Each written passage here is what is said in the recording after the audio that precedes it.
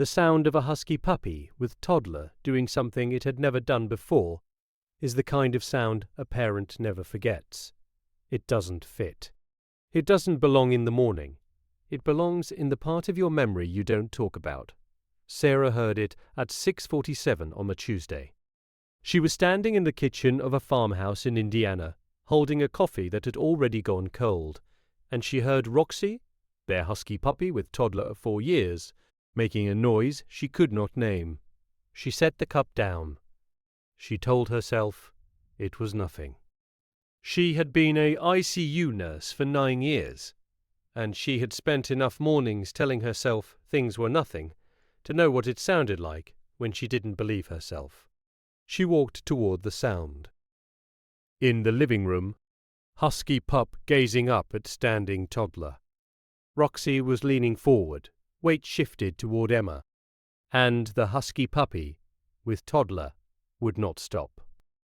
Sarah's 18-month-old was on the carpet, his face turned slightly away, one small fist near his knee. He was not crying. He was not laughing. He was just there, and Roxy was doing this thing she had never seen before. She called Roxy's name. The husky puppy with toddler did not move. She called again. Nothing. She crossed the room and lifted Emma into her arms. Roxy followed. Not aggressive, not threatening, just following. Close, eyes locked on her son's face, breath slightly too fast. She told herself it was a phase. She told herself dogs got strange sometimes.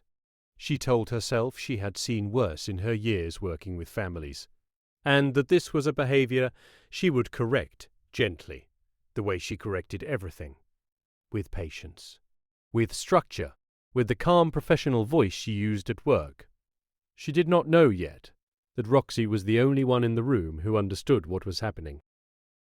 By mid-morning, the behavior had repeated 3 times. Roxy would settle, then return. Roxy would lie down, then rise, and come back. Sarah watched from the kitchen and felt the slow accumulation of a feeling she did not want to name.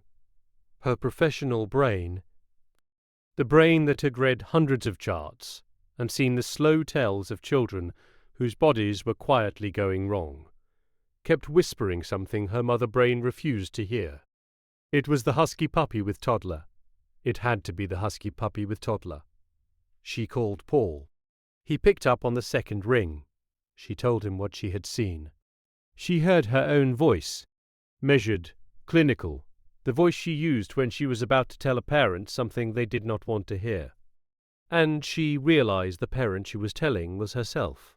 "Maybe we need to keep them separated," he said, "just until we know." She could feel the door closing as she said it. She could feel the part of her that had loved this husky puppy with toddler for 4 years, stepping back to let the part of her that was a mother make the decision. By noon, Roxy was outside. The afternoon was quiet. Emma ate. Emma napped. Sarah stood at the window and watched Roxy pace the back patio in slow, deliberate lines, never taking eyes off the door. She told herself this was the right thing. She told herself she had done what any responsible parent would do. She told herself the certainty she felt was earned by training and years and credentials. She was wrong about all of it. At 2:14 in the afternoon, Emma stopped breathing. It was not loud.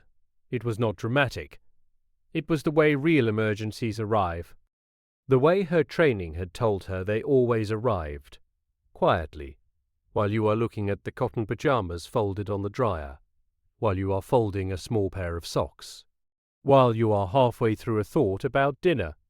She heard Roxy first, not from outside, from the patio door. The husky puppy with toddler was hitting the glass with a force that did not belong to a 4-year-old family pet. It was the sound of an animal that had decided the door no longer applied. She turned. She looked at her son. And then she ran.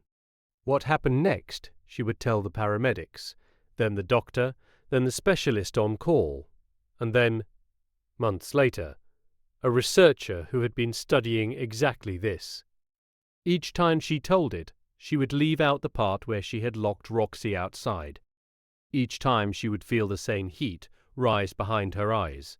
The doctor who finally explained it was a young woman with quiet hands. She used the words MD031 on a printed sheet of paper.